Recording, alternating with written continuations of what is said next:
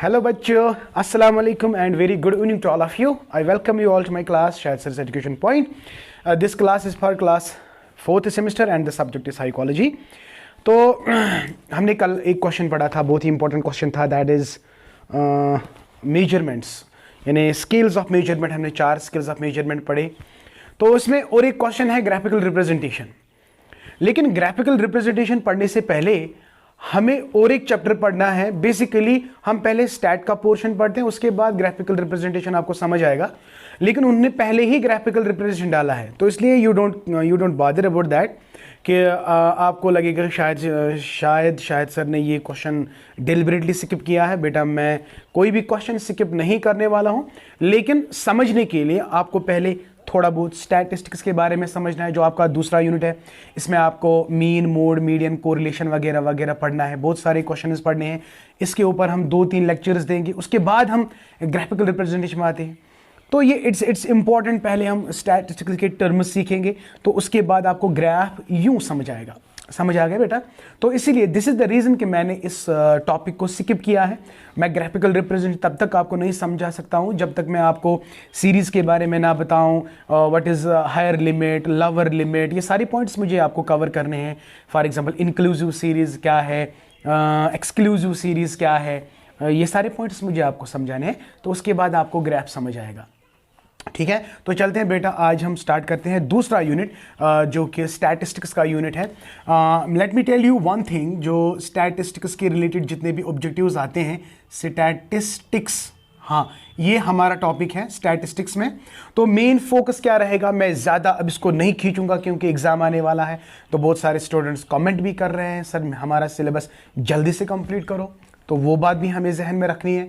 तो इसलिए हम ज़्यादा नहीं पढ़ेंगे, हम उन्हीं पॉइंट्स को फोकस करेंगे जो डायरेक्टली कल आपके एग्ज़ाम में आएंगे. तो अगर हम 6th सेमेस्टर की बात करेंगे, वहाँ पे भी मैंने स्टैटिस्टिक्स के बहुत सारे वीडियोस अपलोड किए हैं, वो भी आप चेक कर सकते हो. लेकिन यहाँ पे भी हम आपको थोड़ा थोड़ा बहुत समझाने की कोशिश करते हैं. ठीक है, तो चलते हैं बेटा, स्टार्ट करते हैं. अभी हमारे पास टाइम नहीं है कि मैं आपको बहुत बातें बताऊँ, टाइम नहीं है. तो हम जल्दी से फोकस करते हैं अपने टॉपिक की ओर. ठीक है, तो आज हमारा टॉपिक क्या है, जल्दी से बताएं, दैट इज स्टैटिस्टिक्स. तो इसमें एक बात आपको याद रखनी है, पहले हम इसका इटिमोलॉजिकल मीनिंग देखेंगे. बहुत बार क्वेश्चन आता है इटिमोलॉजी. इटिमोलॉजी का मतलब बेटा यहां पे है derivative meaning. Derivative meaning, right, derivative meaning. हम कहते हैं ना, psychology has been derived from this word, education has been derived from this word, Latin word etcetera. तो so far as statistics is concern, आप बहुत सारी टेक्स्ट बुक में देखोगे, it has been derived from Greek word, it has been derived from German word, it has been derived from the Latin word. लेकिन हम आपको यहाँ पे बताएंगे 2 words. One is Latin word. तो statistics has been derived from Latin word status, status. And there is another word that is German word, जिसका मतलब है German word statistica. Yes, so one is बेटा स्टैटिस्टिक, हाँ, statistic, and another Latin word is status. इन दोनों का जो meaning जब हम देखते हैं, it is the political figure, political figures, या political affair, political figure. Yes my dear, I am not going to trace the history of statistics. यहाँ पे मैं हिस्ट्री नहीं पढ़ा रहा हूँ कि स्टैटिस्टिक्स कब आया, कब इसका इस्तेमाल हुआ, स्टैटिस्टिक्स को भाई पॉलिटिकल फिगर क्यों कहा गया है. ये आप मेरे एजुकेशन के वीडियोस देख सकते हैं, थोड़ा बहुत मैंने वहाँ पे आपको बताया. तो डायरेक्टली चलते हैं स्टैटिस्टिक्स के पोर्शन पे. ये वाला पॉइंट आ सकता है कि लैटिन वर्ड क्या है, स्टैटस है, जर्मन वर्ड क्या है, स्टैटिस्टिक है. तो इन दोनों का मतलब क्या है, पॉलिटिकल फिगर. हाँ, ओके. तो relate the data related the politics, ये भी आप कह सकते हैं, political state, political affair. Okay, so यहाँ पे जो मेन फोकस है, जो आपको करना है, मेन फोकस में ज़्यादा पढ़ाने की कोशिश करूँगा. कम टाइम में ज़्यादा पढ़ना है, कम टाइम है, पढ़ना ज़्यादा है. तो स्टैटिस्टिक्स के बहुत सारे डेफिनेशंस हैं. उन डेफिनेशन को बेटा आप क्या एक काम करोगे, आप गूगल में जाओगे कि डेफिनेशंस क्या है. बॉयले की डेफिनेशन है, आर ए फिशर की डेफिनेशन है, बहुत सारे डेफिनेशंस है. तो आई एम सॉरी, मैं यहाँ पे डेफिनेशंस अब नहीं लिखूंगा, वो आपको खुद काम करना है. वो सारे, हाँ, बॉयले या आर ए फिशर, ये बहुत सारे इंपॉर्टेंट फिगर्स है स्टैटिस्टिक्स में जिन्होंने डेफिनेशंस दी हैं, अक्सर एग्जाम में आते हैं. ठीक है, तो चलते हैं, स्टार्ट करते हैं. जो स्टैटिस्टिक्स है, स्टैटिस्टिक्स है, पहला ही पॉइंट आपको याद रखना है, it is the branch of the mathematics. We deals with the quantitative data, we deals with the quantitative data, वो डेटा जिसको हम मेजर कर सकते हैं। It deals with the numbers, it deals with the figures, right. तो ये mathematics का branch है। इतना सारा हम नहीं पढ़ेंगे, हम जल्दी आते हैं स्टैटिस्टिक्स के मीनिंग पे आते हैं। So far as the statistics meanings are concern, बहुत सारे ऐसे एजुकेशनिस्ट्स हैं, स्टैटिशियंस हैं, जिन्होंने अपनी अपने तरीके से स्टैटिस्टिक्स को डिफाइन किया। तो वो डेफिनेशंस आप खुद निकालेंगे गूगल से, किसने क्या कहा है, यहाँ पे वो हम डिस्कस नहीं करेंगे, otherwise it will take time. Okay, लेकिन जब हम एक इंपॉर्टेंट फिगर है स्टैटिस्टिक्स में जिसका नाम है आर ए फिशर, यहाँ पे मैं लिख रहा हूँ आर ए फिशर। तो कहा जाता है कि बहुत बड़ा ही कंट्रीब्यूशन रहा है आर ए फिशर का, किसके रिलेटेड, स्टैटिस्टिक्स के रिलेटेड। और अक्सर किताबें लिखती है कि R A Fisher is credited as the father of statistics, credited as father of statistics. ये क्वेश्चन आ सकता है, फादर ऑफ स्टैटिस्टिक्स, ये पॉइंट है। तो आर ए फिशर ने मतलब स्टैटिस्टिक्स को कैसे डिफाइन किया, दो तरीकों से डिफाइन किया। वन इज बेटा singular meaning, yes this is very important, singular meaning. Another is बेटा प्लूरल मीनिंग। ओके, यहां पे हम ब्रॉडली इसको डिस्कस नहीं करेंगे। When we say singular, statistics is a method, yes. So when we talk about the method, shabash, when we talk about the method, it is a singular definition. Now let us elaborate little bit. It is statistics, वो method है जिससे हम data को collect कर सकते हैं, data को classify कर सकते हैं, डेटा को ऑर्गेनाइज कर सकते हैं, डेटा को समराइज कर सकते हैं, डेटा को इंटरप्रेट कर सकते हैं। ओके, तो स्टैटिस्टिक्स वो मेथड है, वो सिंगल मेथड है जिससे हम डेटा को कलेक्ट कर सकते हैं। Are you getting my point? हम कहते हैं ना statistics deals with the numbers, statistics deals with the calculations, right, ये सही बात है। लेकिन कैसे हम डील करेंगे नंबर से? हमारे पास एक मेथड है, उस मेथड का नाम क्या है बेटा? शाबाश, स्टैटिस्टिक्स। तो जब आप सिंगुलर की बात करती हो ना, तो आपके दिमाग में आता है मेथड। उस मेथड से आप बहुत सारा डेटा कलेक्ट करते हो। डेटा का मतलब क्या है? इंफॉर्मेशन। तो व्हेन वी से the data, When we say data, data का मतलब है इंफॉर्मेशन। तो जाहिर सी बात है इंफॉर्मेशन सिंगल थोड़ी ना हो सकती है, इंफॉर्मेशन बल्क हो सकती है, बहुत सारा हो सकता है। तो when you describe the data, it is a plural definition. When you say it is a method, then you can say it is a singular definition. तो शॉर्टकट में आपको याद रखना क्या, ऑब्जेक्टिव क्या याद रखना है, डिटेल में नहीं जाना है। Statistics is a method by which we collect the data. It is a singular meaning. Statistics is the branch of mathematics in which we describe the data. तो when you deal with the data, it becomes a plural. When you have method, it becomes a singular. I think इतना काफी है। तो दो तीन points आपने याद रखना है। स्टैटिस्टिक्स का ऑरिजिन मैंने अभी बताया, जर्मन वर्ड, लैटिन वर्ड। दूसरा पॉइंट मैंने बताया आर ए फिशर का इंपॉर्टेंट कंट्रीब्यूशन रहा है, mostly credited as a father of the statistics. तीसरा पॉइंट मैंने बताया आर ए फिशर ने स्टैटिस्टिक्स को दो तरीकों से डिफाइन किया। One is the singular definition, so here it is a method, and another is a plural definition, here it is a data और information. Right my dear, so I am going to wrap this. So these are 2-3 points that you have to remember about statistics कि statistics का मतलब क्या है। बेटा, are you enjoying the class or it is boring? It is interesting class, so please and please don't skip this video, okay? Don't skip this lecture, okay? जब हम generally बात करते हैं statistics की, so my dear, we have got the two important points, two important types of statistics are there. So one is called as descriptive statistics. Descriptive. Another is called inferential. Another is inferential. देखिए मेरा बच्चा, हमेशा याद रखना है कि statistics की जो मेजर ब्रांचेस है, one is the descriptive statistics, another is inferential statistics. देखिए डिस्क्रिप्टिव में हम क्या करते हैं, simple. In descriptive statistics we describe the data, we classify the data, we organize the data. देखिए here we describe the data, we in terms of, हम कैसे describe data को करते हैं, पहले इसको कलेक्ट करते हैं, यानी व्हेन वी से collection of the data, it is descriptive. After that हम इसको क्लासिफाई करेंगे, शाबाश। आफ्टर दैट हम इसको ऑर्गेनाइज करेंगे, organise, summarize. Now, see, my dear, in descriptive statistics, we generally deal with the data, right? We classify the data, we collect the data, we classify the data, we organize the data, and we summarize the data. So, collection, classification, organization, summarization. So, this is descriptive statistics.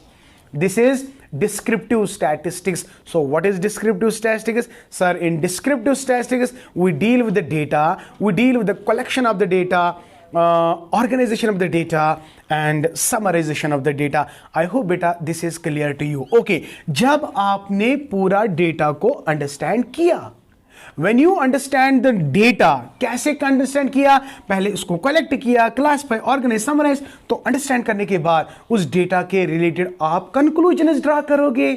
समझ आया? So when you collect the data, after that you are going to, शाबाश, you are going to conclude, you are going to draw your conclusions. आपने data collect करने के बाद, data को सीखने के बाद आपने कंक्लूजन क्या किया, तो कंक्लूजन को ड्रा करने के लिए हमारे पास और एक स्टैटिस्टिक्स है जिसका नाम है इन्फरेंशियल स्टैटिस्टिक्स. तो यहां पे बेटा हम लिखेंगे in inferential statistics we draw inferences. Inferences का मतलब ही है we draw conclusion. Very good. So inferential statistics का मतलब क्या है? इन्फरेंशियल स्टैटिस्टिक्स का मतलब है we draw conclusions, right? Okay okay. So I am going to wrap it now. So ये दो चीजें हो गई. आपने अब सीखा, सर मुझे पता चल गया कि डिस्क्रिप्टिव स्टैटिस्टिक्स का मतलब क्या है और इन्फरेंशियल का स्टैटिस्टिक्स का मतलब क्या है. ओके, जब हम डिस्क्रिप्टिव स्टैटिस्टिक्स की बात करते हैं, it is further divided into two types. कितने टाइप्स हैं? टू टाइप्स है. और जब हम इन्फरेंशियल स्टैटिस्टिक्स की बात करेंगे, सर ये भी दो टाइप्स का है. वेरी गुड, ये भी दो टाइप्स का है.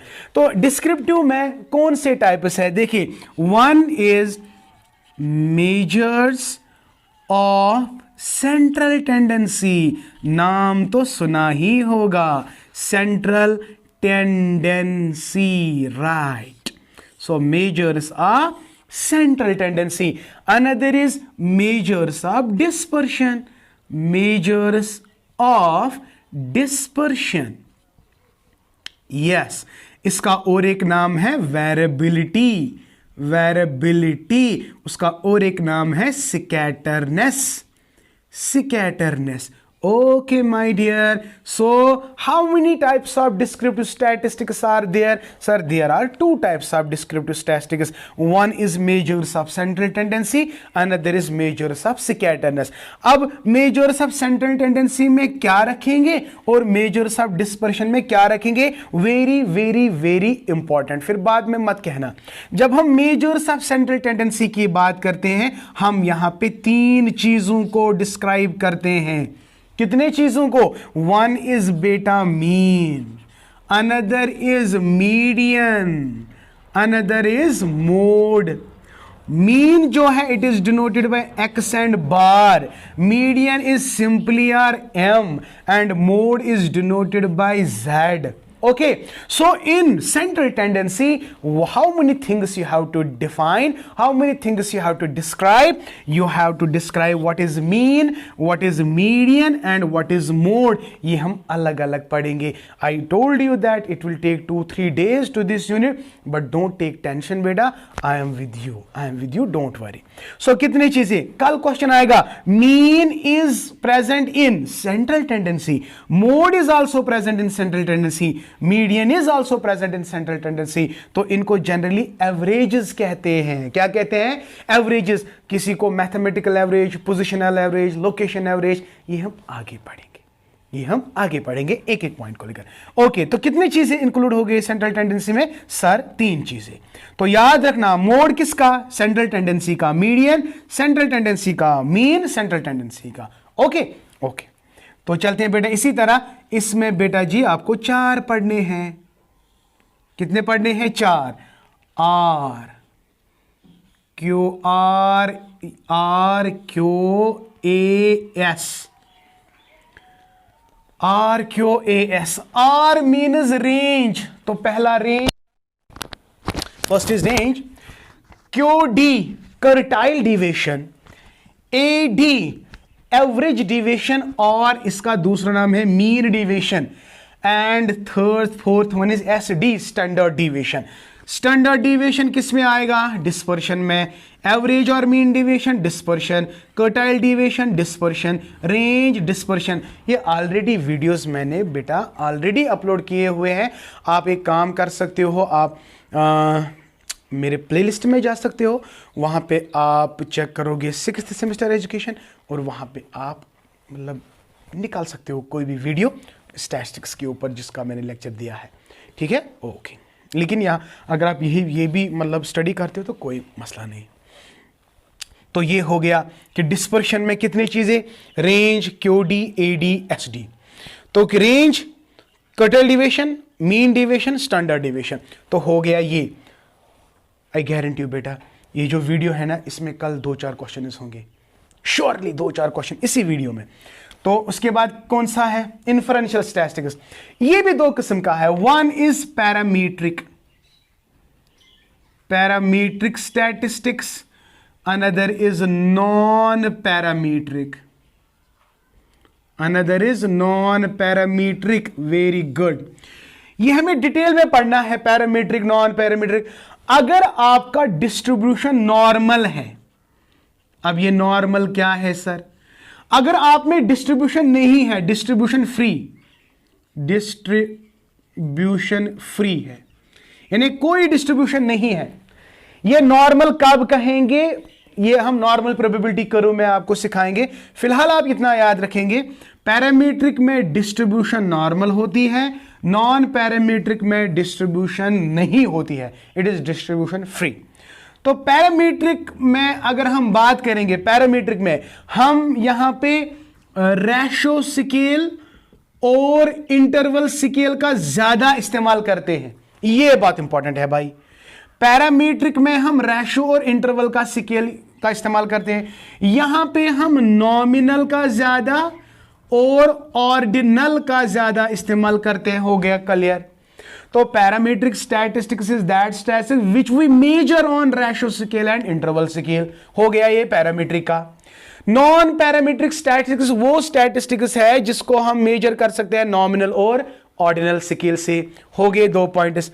तो यहां पे हम किन किन टेस्ट्स को रखेंगे वो इंपॉर्टेंट है। इसमें हम रखेंगे टी टेस्ट, इसमें हम रखेंगे एनोवा, ये भाई बहुत इंपॉर्टेंट है। T test and ANOVA are the examples of parametric statistics. और यहां पे हम रखेंगे काई स्क्वायर टेस्ट। कौन सा? Chi square test is a non parametric test, और इसमें आता है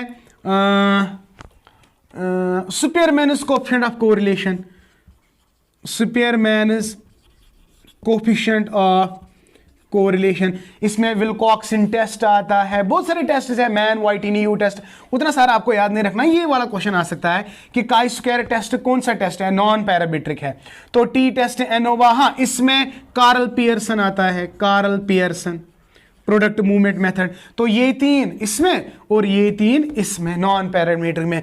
तो बेटा ये था डिस्क्रिप्शन स्टैटिस्टिक्स का। अब हमें इनको अलग अलग से पढ़ना है। एक पिक्चर आपके जहन में आ गई है कि भाई हमें स्टैटिस्टिक्स में पढ़ना क्या है। हमें स्टैटिस्टिक्स में डिस्क्रिप्टिव पढ़ना है, डिस्क्रिप्टिव में और 2 है, इन्फरेंशियल में और 2 है। तो ये सारी चीजें बेटा आपको याद रखने हैं, तो तभी तो आपको समझ आएगा। तो this was all about today's lecture. इंशाल्लाह टुमारो आई विल कंप्लीट कम से कम ये वाला पोर्शन। हो गया 1 दिन, इसको लगेगा और 1 दिन, कितने हो गए 2, फिर और 1 दिन उसमें लगेगा 3। तो इसमें कम से कम 3 लेक्चर्स लगेंगे दूसरे यूनिट को कंप्लीट करने में। फिर रहता है तीसरा और चौथा। तीसरे यूनिट में बेटा मैं 2 लेक्चर्स लूंगा और जो नेक्स्ट है उसके भी 2 लेक्चर्स लूंगा। बाकी आप टेंशन लेने की जरूरत नहीं है। प्लस आपका पेपर जो है किसी ने मुझे मतलब सेंड किया है, थैंक यू बेटा, थैंक यू वेरी मच। आपने मैं आई वॉज अ नीड कि मुझे पेपर मिले स्टैटिस्टिक्स का, साइकोलॉजी का, तो मुझे मिल गया, तो वो उसको भी हम बेटा एक्सप्लेन करेंगे। Thank you, may Allah bless you and keep always learning. And one more thing बेटा, आई ऑलरेडी टोल्ड यू, जितना हो सके खाली एक बात, मतलब एक काम आप मेरे लिए कर सकते हो, जो जितने भी आपके फ्रेंड्स हैं ना सेकंड सेम में या थर्ड सेम में, उन तक मेरे चैनल को ले जाओ, क्योंकि बहुत सारे ऐसे बच्चे हैं जिनको अभी तक मेरी वीडियो के बारे में पता नहीं है, खासकर सेकंड सेम वालों को या थर्ड सेम वालों को लेकर। तो बहुत कम बच्चे हैं जो सेकंड सेम या थर्ड सेम के बच्चे हैं जिनको अभी पता है। तो जो आपके फ्रेंड्स बाकी है उन तक भी इस वीडियो को पहुंचाओ, ठीक है। शेयरिंग इज केयरिंग बेटा, आई ऑलरेडी टोल्ड यू। और अभी तक आप लोगों में से जिसने भी अभी मेरे चैनल को सब्सक्राइब नहीं किया है, अगर आपको लगता है कि फ़ायदा है तो सब्सक्राइब, अगर नहीं लगता है तो don't worry. Okay, thank you.